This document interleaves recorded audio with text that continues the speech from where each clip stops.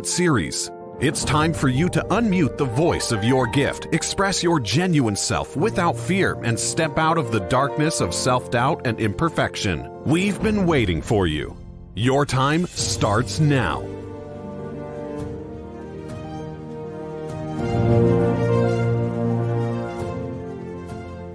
Did you know you can do more, be more, and express your best self?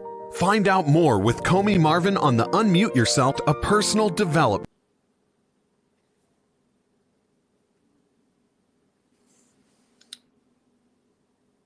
Hello, good evening, everyone.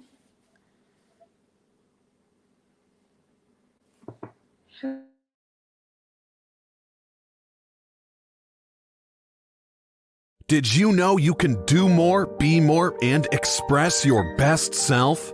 Find out more with Comey Marvin on the Unmute Yourself, a personal development series.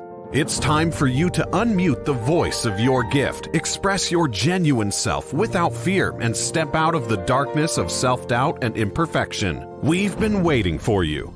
Your time starts now.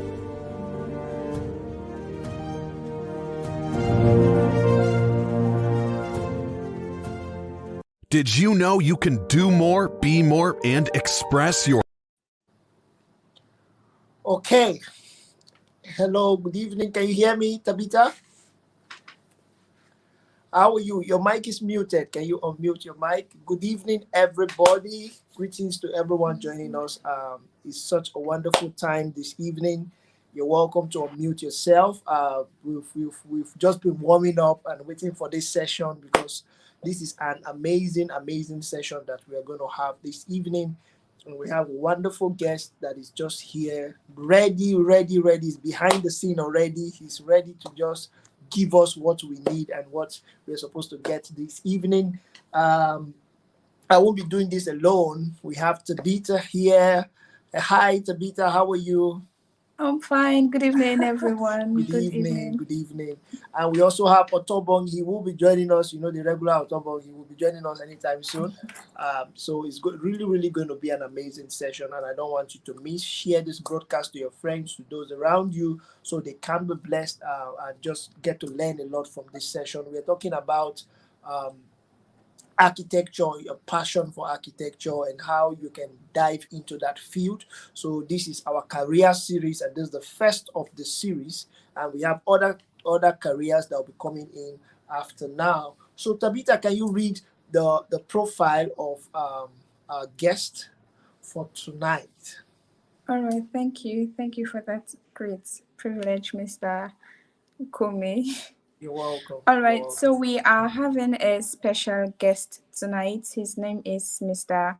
Onur Olguner. Mr. Onur Olguner. He was born in 1985 here in Nicosia, Cyprus, and he graduated from the Middle East Technological University in 2007 and finished his master's in science degree in Cardiff University in 2011. He's an architect and taught architecture in various universities in Cyprus. He had participated in boards of different non-governmental organizations such as of Architects and Cyprus Turkish Orthodox Disabled Association. He was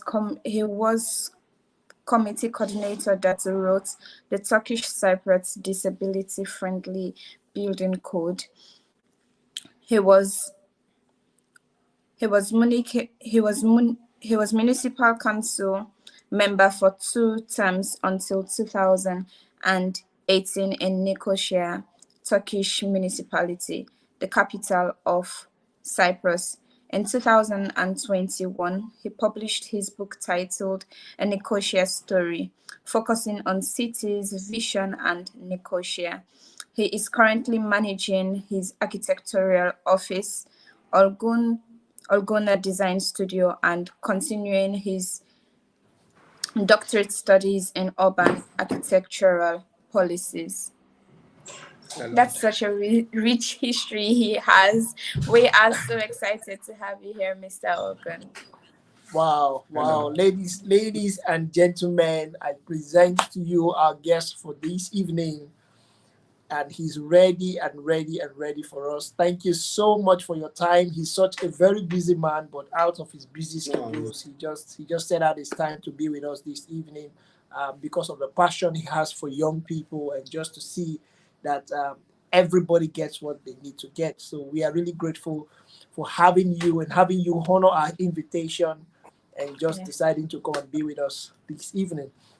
So we'll just go straight into what we have this evening, and I'm sure you're ready for us. I can see. do you want me to embarrass her a little? I You could can, you hear should. everything. I could hear everything. Oh my goodness, I'm so sorry. Because they were prepping before the live streaming, so she is like, "Can he hear us?" I don't know his name. I don't know his name. I'm so Wow, sorry. I wow. hope I You pronounced it heard. right though. You did, you It's did. okay. Okay. Okay. Thank you so much. We are really grateful to have you. Thank you. That was a secret just let out of the bag. I just wanted to see her face because I was like, I can hear you, I can hear you. I can see. Okay, but did we get the pronunciation of the name correctly? No, but it's all right. It's Wow, Onur wow. Oh, Olguner, but Oh, Olguner. it's okay. It is very hard. I oh, remember when I first teaching, my cat heard me talking and came, the small one. When I first started teaching, I had a little difficulty with the accent as well in 2012. So I wow. understand that it is very hard. So it's Oh, okay. Sorry. Mispronounce it. It's all right. okay. Thank you. Does it Thank you have so meaning much. though? What's the meaning? Sorry. It's honor. It's the same thing as honor and duty in Wow. English. It's just In without the English. H in Turkish. Wow. Wow. That's That's really beautiful. nice. That's really That's nice. beautiful. Thank you. Okay, so we'll be going straight into what we have. I'm sure our audience are really ready to just learn from you this evening. I can see some comments coming in already saying amazing, we are ready, Thank we're you. ready, and all that. Yeah. So we'd like to know, we'd just like you to introduce yourself and just tell us about yourself. Um, Behind the internet, who are you, and just give us an introduction about who you are so the audience Who can am meet I? exactly. It's a very a question that has been asked many centuries by philosophers. Who am I? Exactly.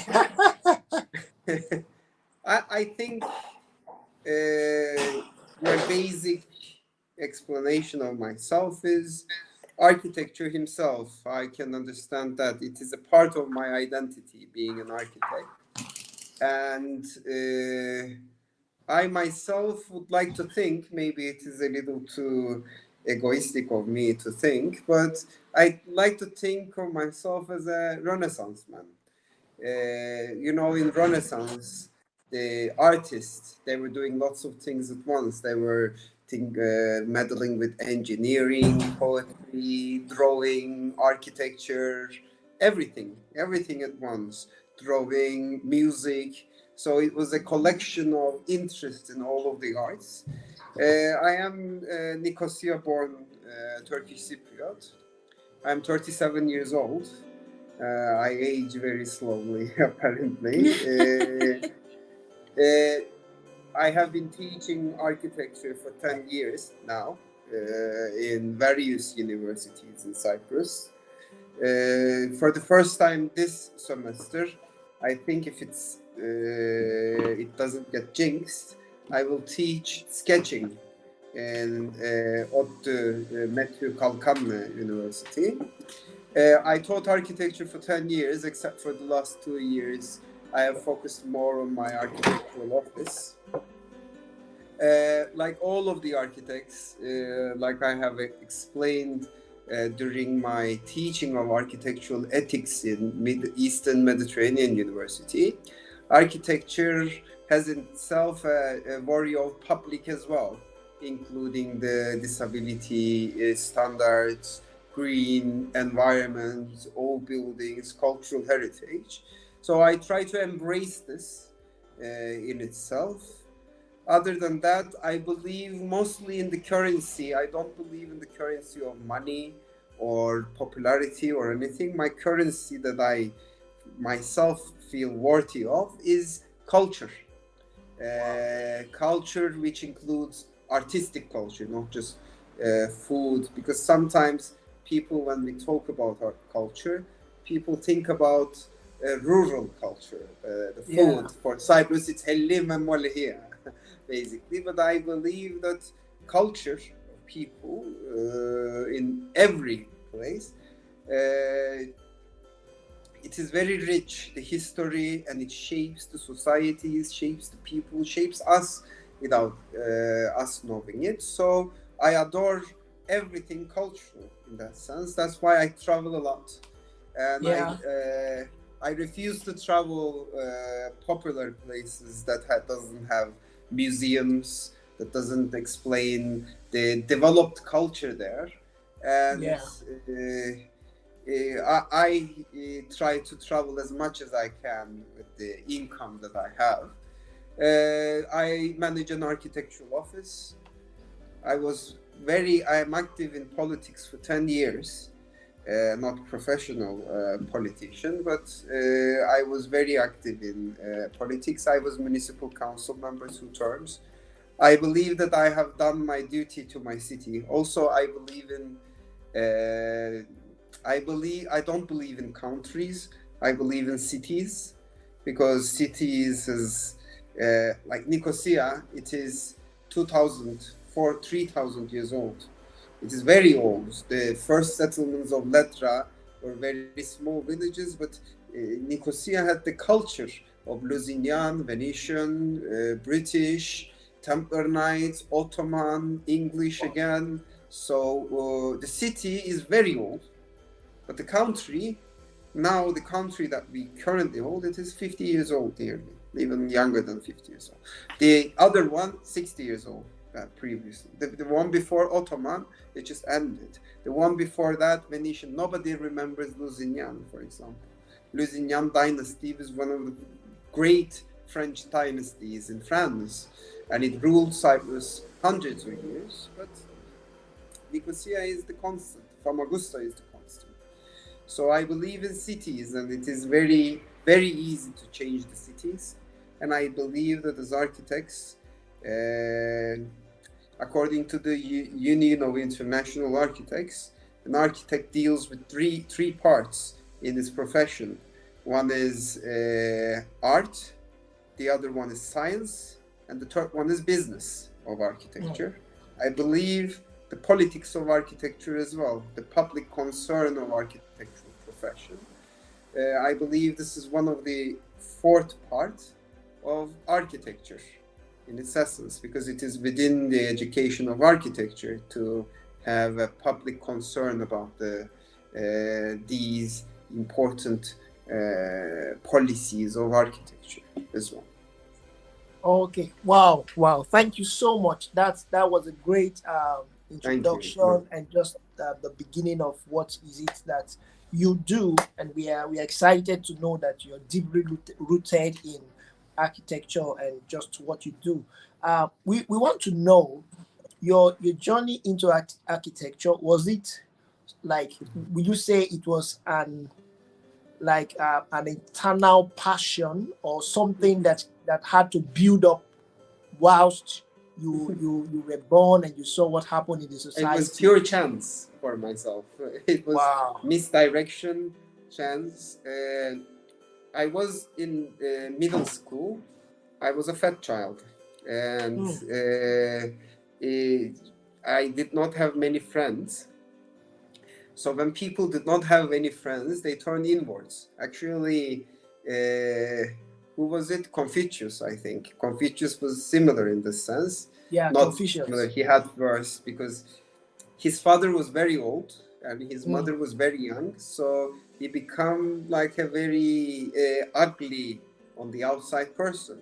So he spent a lot of time reading, developing himself during the childhood. For myself, this turned out to be drawing.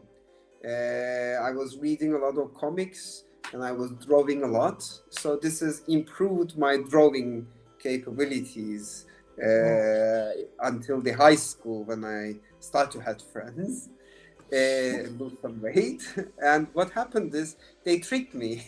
They said, you're drawing very well. Actually, they did not trick me, but for the first decade of my, not decade, maybe half of the decade, I did not see any advantage of this. They said that you can draw well, so you should be in architecture. But when you deal with architecture as a artisanship rather than art, it has nothing to do with hand drawing. So I really struggled in the first 2-3 years in my architectural education. I am a very, very dedicated person. When I set my mind to something, it is, we are committed, we will finish this kind of thing. Yeah. So I did not fail any class, but I was really struggling because I could not see in 3 dimension my designs until I met SketchUp. I actually recently told this to SketchUp's one of the camp members as well, because of a iPad drawing I made. They really liked it and they have used it in their seminars. And I have told them as well, SketchUp introduced me in 3-dimensional design period, and I was able to go into design. So at the 3rd year of my architectural education, I found my passion for architecture. Wow. I was able to see, I could see the path. Actually, this is one of the very important things about architectural education. I was able to do it if I was to be leaned into the right direction. So when I was leaned, when I was forwarded in the right direction, it had become a passion for me. When I turned back, of course, like many things in life, the profession of architecture come easy to aristocracy. If you have a family well known and everything, you can easily establish your architectural office, which I did not have. So when I started my architectural office, they have told me, people, you cannot do architecture in Cyprus. You have to either be very rich. You cannot earn your money from architecture. You should either be very rich or already have an income from somewhere else, do something else, and do this as a hobby kind of thing. Yeah. So for the coming 10 years after that, I never not worked a Sunday. I worked every Sunday until night, especially the first 5 years was very hard. I remember opening my first office after the master's degree, and I was just sitting there. And I was going there in the morning, I was sitting, I was trying to improve, do the website and everything, because I was hungry. I wanted to achieve. I mean, I don't mean hungry, I was hungry for achievement. So I tried everything. I remember thinking at night, will I be able to become an architect or not? So I couldn't sleep at night. So I would wake up, go to Google, I write architecture and Lefkoşa, Nicosia, and I research the last 24-hour things that have fallen. Maybe I will find the commission. But then the first thing came. I took my first architectural project, and it was purely by chance. I was going to a gym, and the guy at the gym says, let's do it. I know you, let's design my house. And I did that. It was not one of my best works, but I was able to, I really enjoyed doing it, and I did it with full of my attention. Wow. And then I took my second project. And the second project, I was ready, and they had the budget also. So that second project is one of the top 5 villas that I have designed. It was published in Turkey. It was copied many times. They tried to copy it many times. So I started doing that. But because I was very capable in terms of SketchUp, and I was able to find new ways of integrating it. I integrated my construction, reinforced concrete of the building completely from my 3D. So I intersected them. So the design started to look exactly, when it was constructed, as exactly like my 3D. So I took from the same spot photos, and you have to understand, it was the beginning of the Facebook age. It was 2011, 12. I know it came in 2007. That was the beginning of Facebook. Yeah, when it came up. It was the beginning of the time when people in Cyprus started to work on Facebook, and they loved it.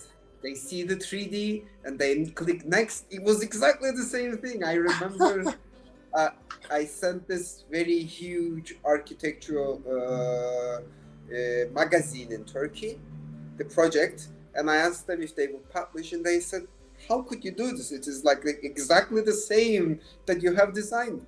So that I have put that, and I started because of that project. Because of that project, they have tried to copy it like 20 times. And I give this as an advice as an architect. When you start to complain about being copied, you will have no pleasure from architecture. People will consciously or subconsciously, you yourself also, will copy it, because you will look at it, and without knowing, sometimes you will so much like some of the details, some of the compositions, that it will implement in your mind. So when you try to go around and say, they have copied my work, you're putting a small amount of poison inside yourself. So my suggestion, just let people copy if they want to. They won't be able to copy it completely. Exactly. And it is still your work. And I think there's this joy that comes with knowing that people are actually copying what you're doing. There's this fulfillment. It is not very much joy, but you cannot complain. My idea of canceling copying of my work, every time I don't copy my work either. For every project, I try to make completely different project, especially dedicated for the user. But I started to design many buildings, architectural houses for the people. And after 15 years of Autobahn ride, good artists copy, great artists steal.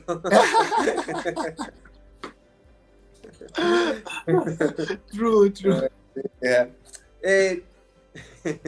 So we steal the money of the architectural work and let them copy. So I started to design the houses, and designing houses, it is a very good process because you get to be a member of the family. What I did for that sense, I realized the family dynamic in my clients. I realized that in some matters, for Cyprus culture, of course, it may vary in different cultures, but in Cyprus, I realized that, for example, for the kitchen, no matter what the husband says, the wife is going to win at last. I acquired some tricks during my designs, because I have designed so many houses. I realized that people do not use the balconies of the master bedroom. The luxury of a house is done by the small storage of the kitchen, the largest storage, the large toilets. Even a few meters square makes the house luxury house rather than large buildings. So you start to get these things. But what I did, it was one unconventional thing at the time as well, and it helped me a lot with my career, was I took my laptop and I went to cafes to work. By then, nobody worked at the cafes with the computers. So people were looking at me strange. Some people were telling behind my back, why does he show off and work here with his projects? Doesn't he have a home or an office? Go to the office. I was always at the cafe. And I realized this after the first year in my office that I was staying in. Nobody was coming to the office. But I started to spend time in the cafes, and people, it's the perception as well.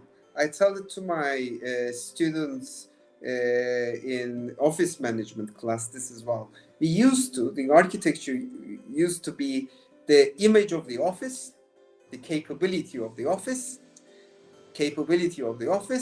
and the ability to sell that office. Like your ability to do the office, and your knowledge, people knowing that office. Now, people do not only go for these two, they are going for a third thing because of the individualism in the world. They are going to this architect, and they want to be able to say that my architect is this, my architect is cultural, my architect is blah blah, my architect speaks blah blah sentences. So you're not just selling the image of your office, you're selling the image of the architect as well as selling the ability to do these projects. To do the job. So when people were drinking, and when they say hi, or when they were just passing by and they look with their corner of the eye and see that I'm working with the architecture, the first time that they need architectural work, they remember that remember there is you. Onur. So that's why I secured my first commercial project. It was a retail shop trying to connect two floors with each other, cut the reinforcement. It was a very small project. It wasn't a project, but it opened the door for me for the businessman. One of the business owner of Pascucci came and he put the plans on me. We have talked before. I have showed him some of the projects, houses that I've designed there when we were talking. So one day suddenly he comes, he puts the floor plans on top of me. It was a refurbishment project, and it says, if you can connect these two floors, ask me for everything. Wow. So I said, of course, let's start. We started. It was a process. I finished it. I asked too little. I wanted to learn. So I started to do all of the refurbishments of his buildings. If I'm not mistaken, he's a high school graduate, but he taught me a lot about retail. He taught me a lot about the retail shops, what is needed, how do you need the retail space, because he was owner of 20 places. He was a self-made man. He learned foreign language with himself and everything. So working with him in all of his shops, I learned how to take my columns a little back from the front facade of the building, so they will have a place to place the goods. I learned how the stairs should be, how they should go downstairs, and we can extend the space with the basement and everything. He taught me a lot about these things, and he did me one solid favor. He introduced me for my first building in Dereboy Street. It was the architectural house of the building, the one that was published in Turkey. It was my level. In life, everything goes, especially in career-wise, in politics as well, you go like a step of levels. It's steps. So if you reach a level, you never fall down from that level. You go at the same level for a very long time, and you can die at that level. But if you can manage to go one up, you're at that level now. So when the first building came in the most commercial street of Nicosia, the plots were £2 million worth of money. And this street, you know Dereboy Street. I know Dereboy. It is the most important. The commercial. Commercial. If you know my building, the design that I have done, the one in front of it, they have a statue, the one with the car inside. Wow. A new building. Yeah. Okay. At Derebuyo? In Darabo, yeah. This Wow. building came to me in 2016, and I was able to do it, and I give my best. I still give my best, but this was crucial for me because this building will be seen by everyone. So it will open for me a new clientele base, being commercial clientele. And it did exactly that. When I started to do the design of the building, and I, of course, published it a lot of times, the construction and everything, it opened me doors. And now the businessmen started to work with me, and we started to do larger and larger and larger projects.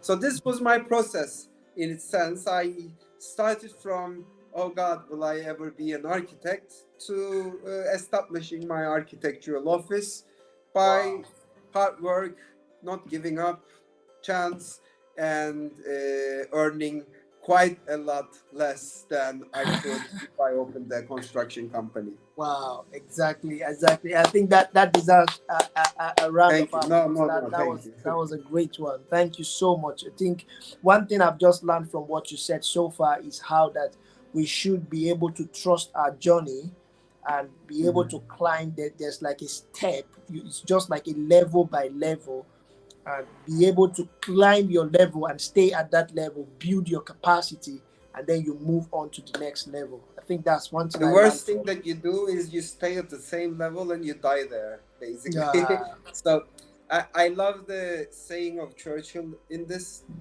Yeah, He Winston says, Churchill. ever tried, ever failed, no matter, try again, fail again, try better, fail better. Feel better. That was Yeah. a powerful quote. It's That was a one of my best quotes. So architecture, I know I taught architecture, and I when I studied architecture, it is a hard road. It is really a hard road. Many of the students, I want to especially say this because we might stop, the time might end. Many of these architects ask me, how can I be better architects? I don't know if I consider myself in this better architects category, but I say architecture used to be an artistic profession. It is very, very valuable profession. But ever since the Industrial Revolution, the need of many, many, many new buildings, the rising of the population as well, the artistic part of the architecture started to diminish. Now we need artisans, we need buildings, we need people who will build buildings fast, cheap, and it will have small qualities to define them as in classic, neoclassic, modern, postmodern, and everything. But in its sense, architecture, it is very important because it is one of the few professions. It used to be the only profession that is both artistic, art that is functional. So when you design a house, the way that you're not designing brick, mortar, or paint, or the walls or columns, but you're designing, this is the true ingenious of architecture, you're designing the feelings of the people who will live inside them. In the living room, will they feel warm? Will they feel nice? Will they feel protected? Will they feel open-minded? You're designing how they will feel. You can change how they feel with your designs. I always give the example for this as Hagia Sophia. For example, Hagia Sophia, when it was designed in Istanbul, it holds a great dome on top of it. And underneath the dome, there are lots of windows. And these windows are side by side, and it holds the dome on top. So when the sun came up, it seemed like the dome was flying. So when the people went inside the Hagia Sophia, they will look up, they will see this huge dome ever before built. And they will see that it is floating on top of light. They know that it is window. They know that it is not flowing on top of light.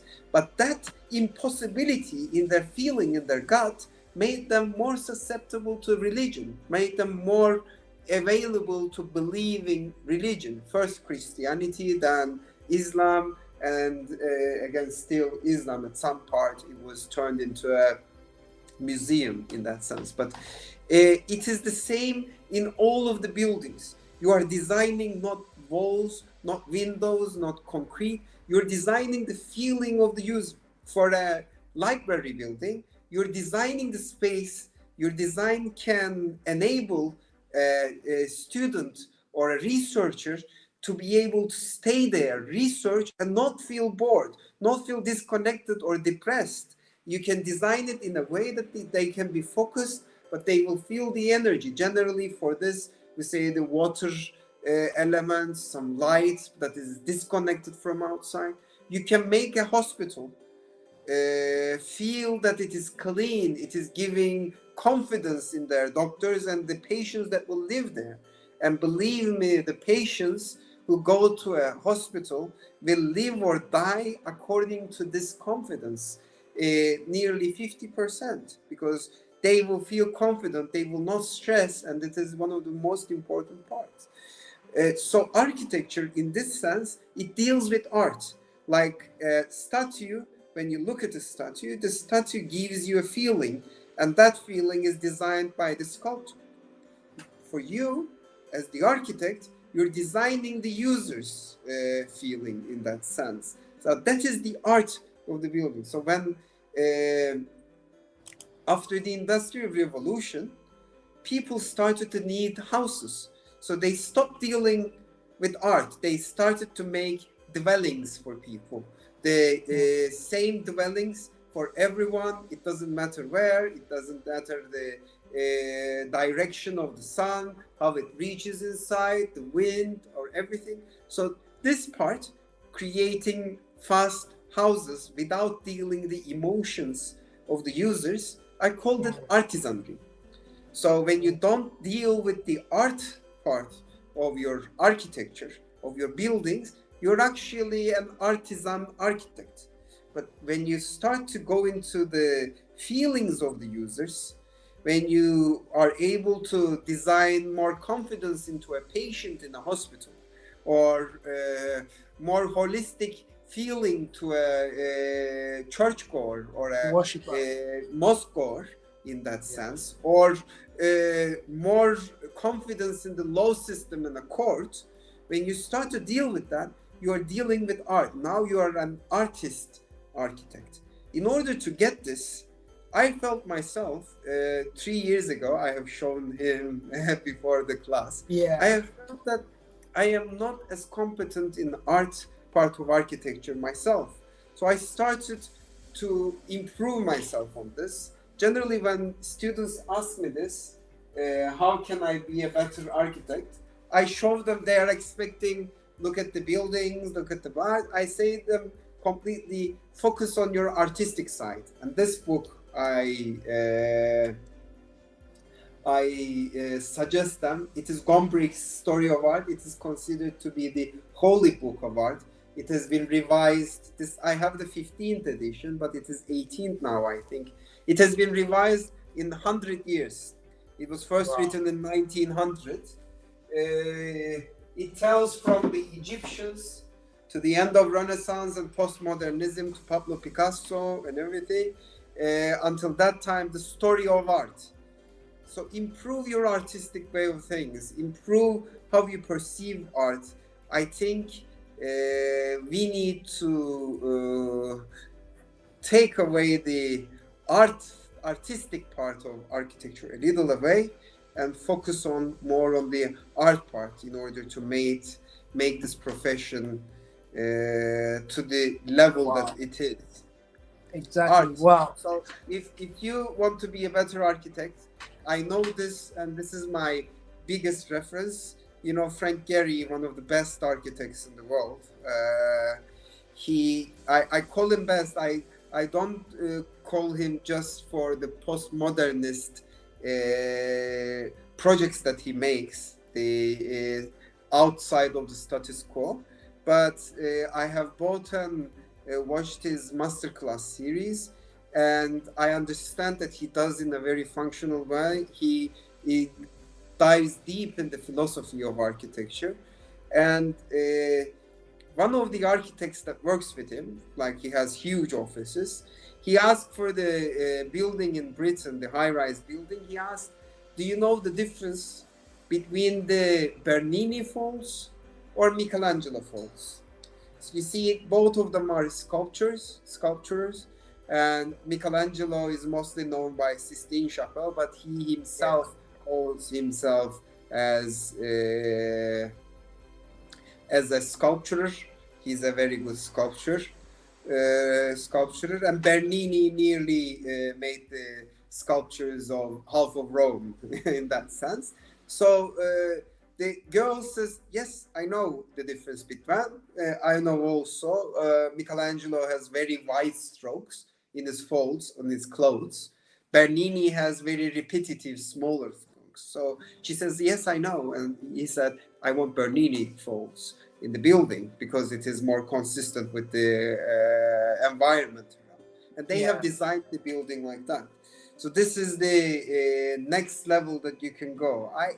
I don't say myself I was able to go to this next level, but the next level of architecture, from artisanry to artistic part, it really deals with art. And this dealing with arts starts with reading Renaissance, experiencing the sculptures, the feelings, because all of them are representation of feelings, which you will utilize in your designs.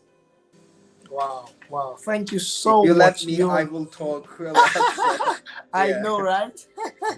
Very true. And just like you said, like I told you earlier, I actually learned something very new.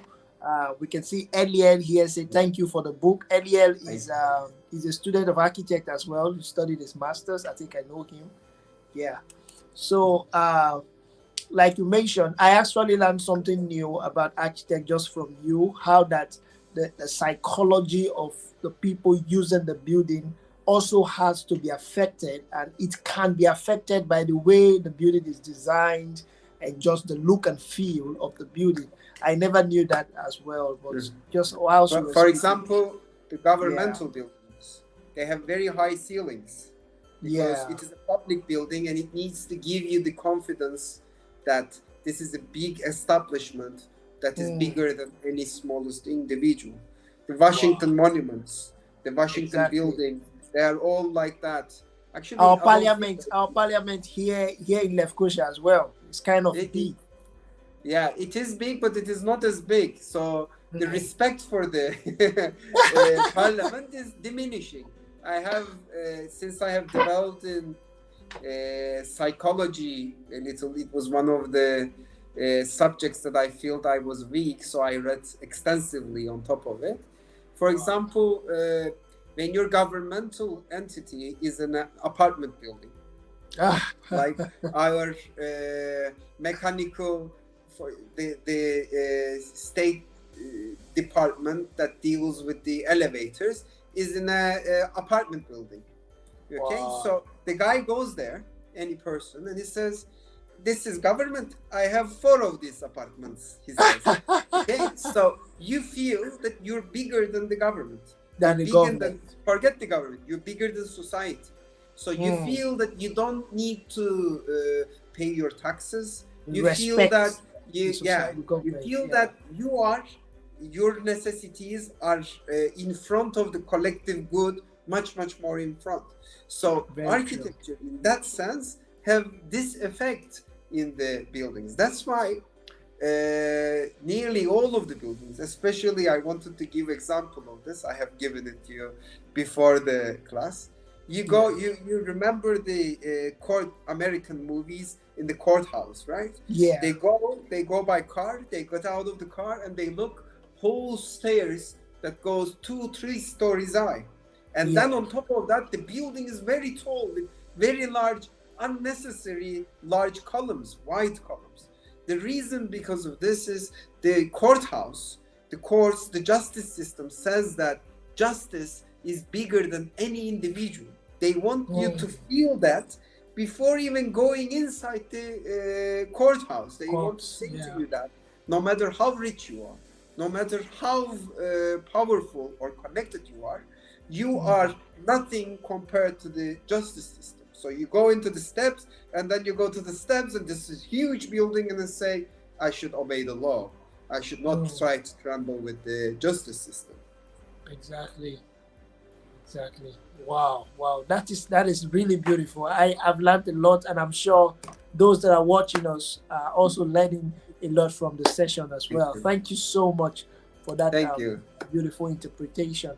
And okay, now we want to ask, because we can see you're well read and also very passionate about what you do. We want to know what has been your greatest achievement so far in the field of architecture. What can you say? Basically architecture and arts and the things you do. What can you say has been your greatest achievement so far? I have a few things that I'm proud of myself. The first, in terms of in municipal council, I was able to pedestrianize the walled city. So before 2013, before my project was established in Nicosia walled city, at night there was no people going to the walled city. It was completely empty. It is one of my proudest childs that I can say.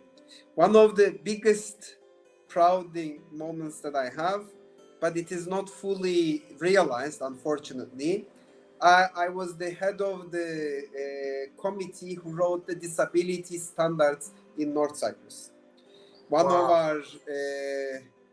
our older sisters, much older than us, she is in a wheelchair, and she went to a restaurant, and I was in Chamber of Architects then, the board member of Chamber of Architects, and they did not let her. She could not go in because there wasn't a ramp. So when she complained, they said, go eat somewhere else. So she and her son came to me and asked about me the laws in this place. And I have looked at the laws.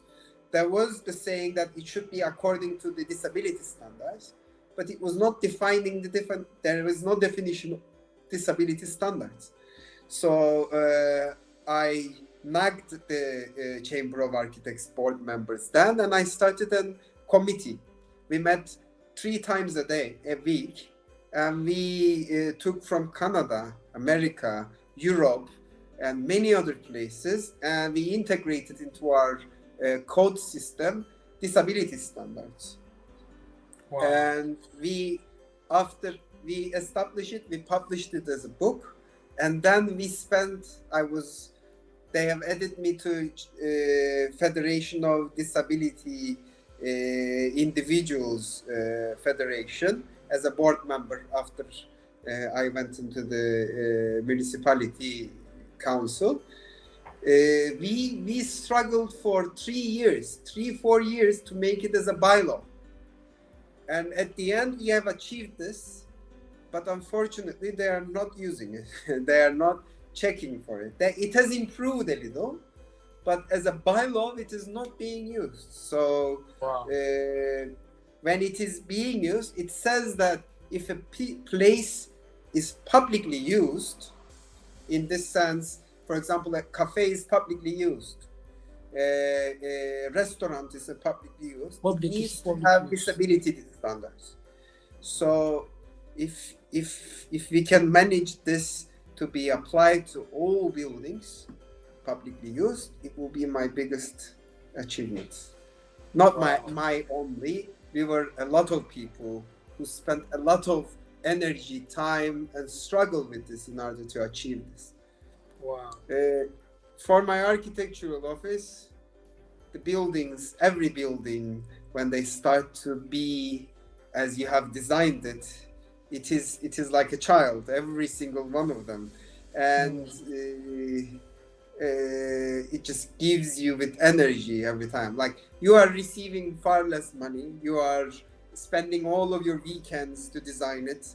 You are struggling a lot with the construction companies and the owners even at sometimes. But when the building starts to realize and starts to come into realization, every time the feeling is worth it. It's joy and fulfillment. And one of the best feelings that I have is my students. I have taught for 10 years, and there are some who are who are working in Eastern Dubai Emirates. They have worked in very large offices. There are some who are working in very large municipalities now at the project offices.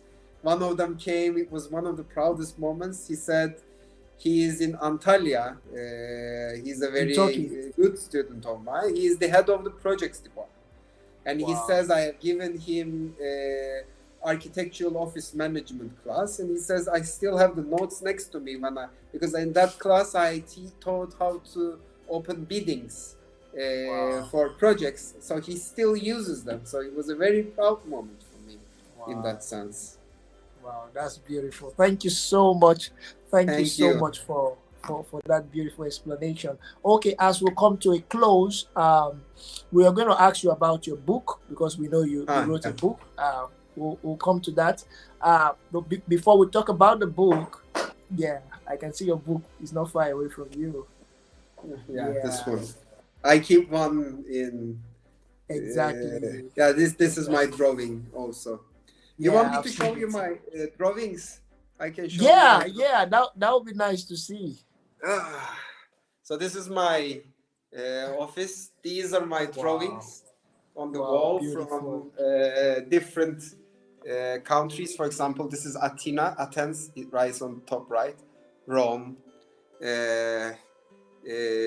You see, this is Michelangelo's Pieta. In Istanbul Archaeological Museums. This is, for example, one of the oldest statues in the world. Venus, Sistine Chapel. Many, many more. And also travel. This is one of because the culture is, this is my travel wall. Let me just show you my travel wall. So I have the museum collections. You see the La Sagrada Familia, Gaudi, many things from museums. Wow, that's beautiful. Il Duomo di Milano and everything. Since culture is very important part, and this is my cat. I can see. This is the small one, and this is the. Just give me one. This is the big one. This one is only one, and this one is unlucky. I can see. Beautiful. Thank you. Thank you so much. Thank you so much. As we come to close, we can see your beautiful cat. As we come to close. Both of them are strays. This one was near the office on the outside. She was very skinny. She was very famished. She became very beautiful immediately. When you take a cat from outside and start to feed it, and it has a home, immediately it becomes beautiful. Look at this. Wow. They are psychopaths, but they are beautiful. See? Wow, that's beautiful. That's great. That's great. Thank you so much. Okay. Thank you. So as we come to a close, we'll just like you to give an advice to, just like I told you before we started the session, that we generally know architecture to be a very stressful field. Because I know a lot of my friends that are into architecture, they have to sleep in the studio, they have to work overnight, they feel very tired, and a lot of people stay away from architecture because of the stress. And here you are, you've done architecture, you're very passionate about it, you've done your master's, PhD, you have your company, you've trained a lot of people, and you are well established in the field. What's your advice to people that are scared because of the stress of architecture? First of all, the sleepless nights and everything, in my university when I was there, we were sleeping at the studios. It was a general practice.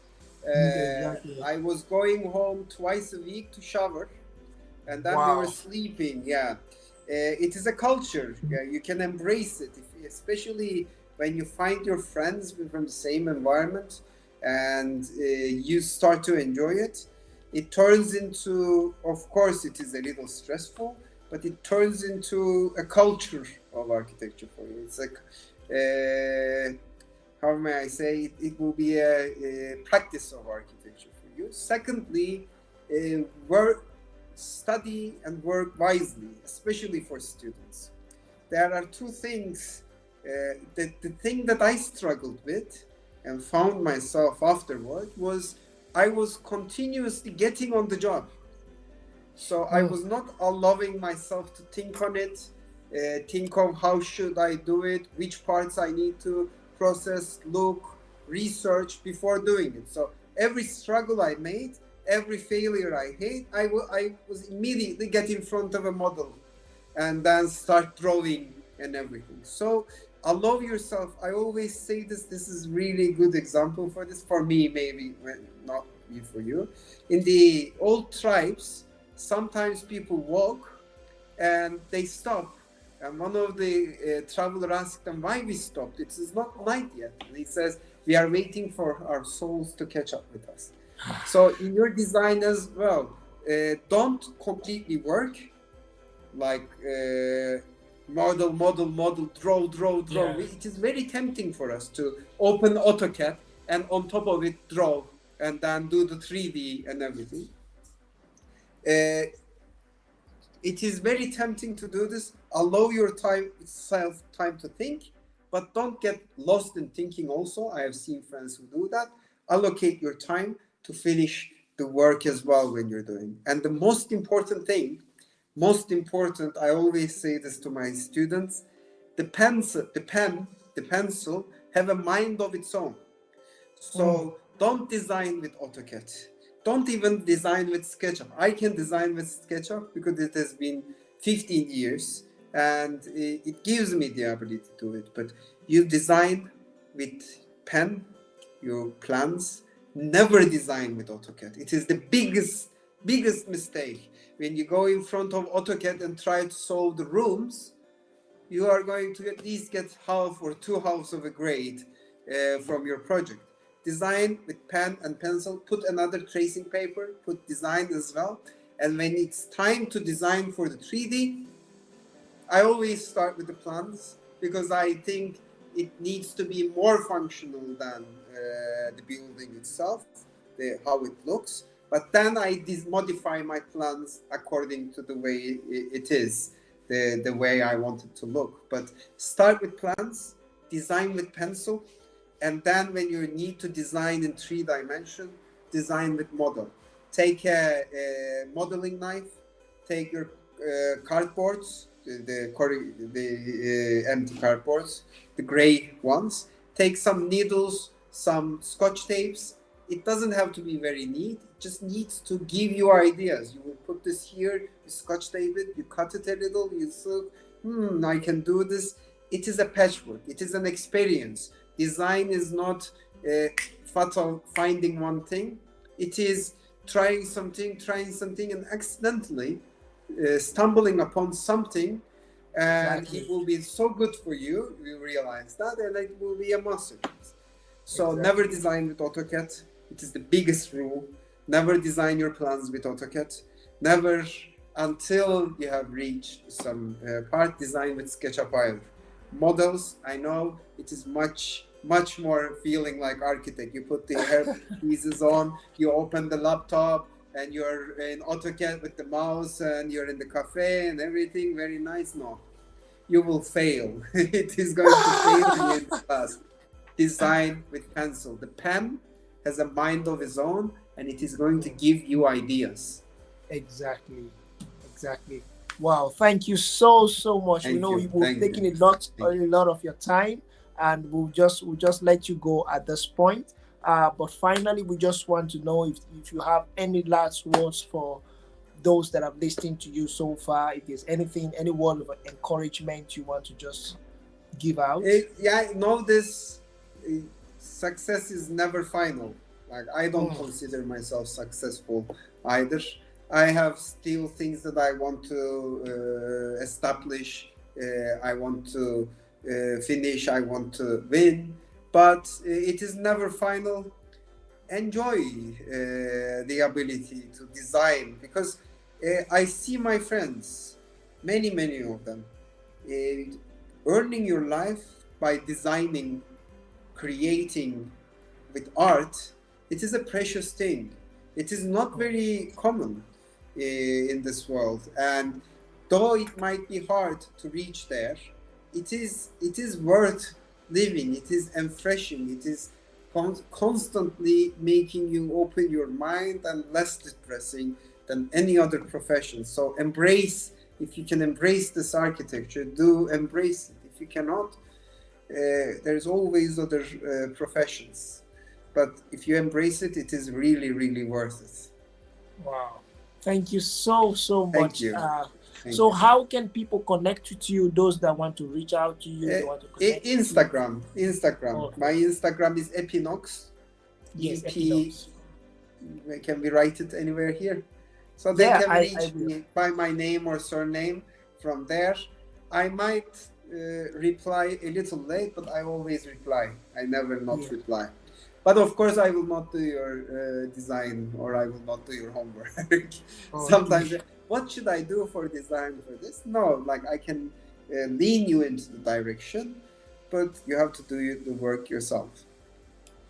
Wow, thank you so much. What's the meaning of Epinox? Does it have a meaning?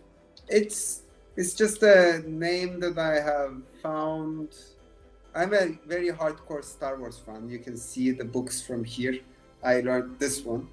I learned English by reading these English Star Wars books. So it was my Star Wars Jedi name. Like 23 years ago, Epinox Keeney. Keeney was the surname. So I used Epinox for everywhere, ever still, for I think for 24 years now.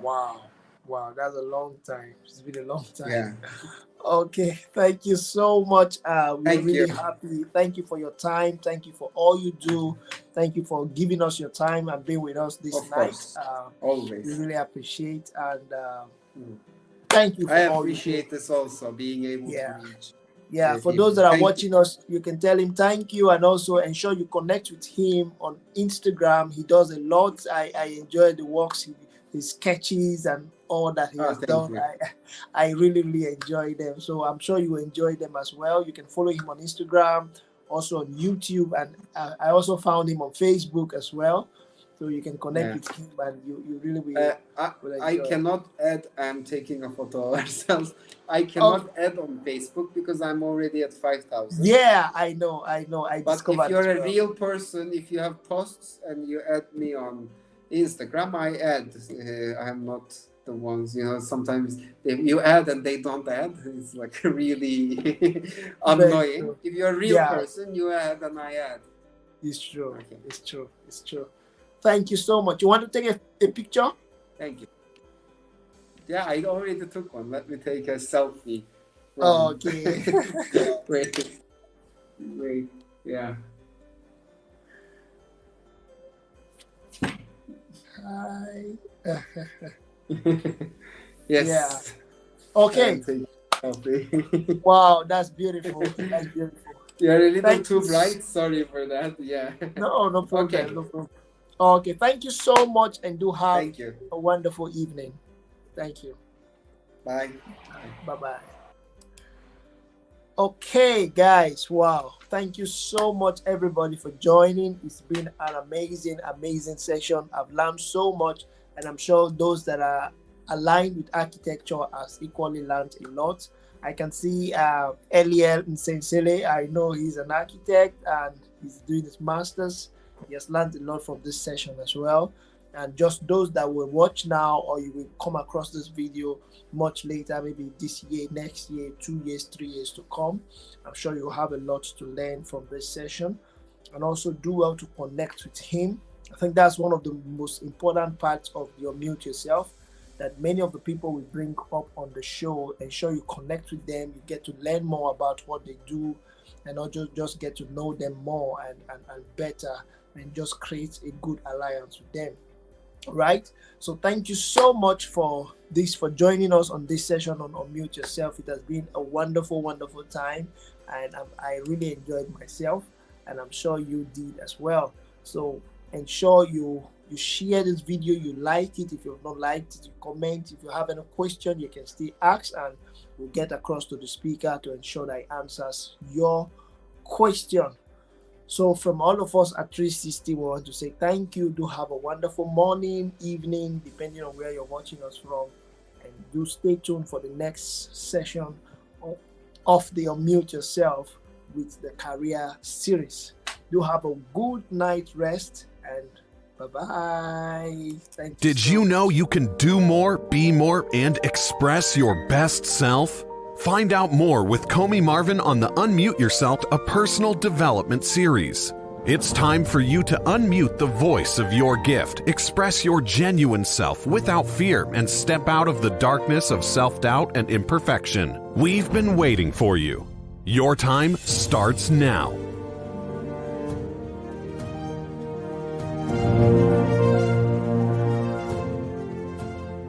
Did you know you can do more, be more, and express your best self? Find out more with Comey Marvin on the Unmute Yourself, a personal development series. It's time for you to unmute the voice of your gift, express your genuine self without fear, and step out of the darkness of self-doubt and imperfection. We've been waiting for you. Your time starts now.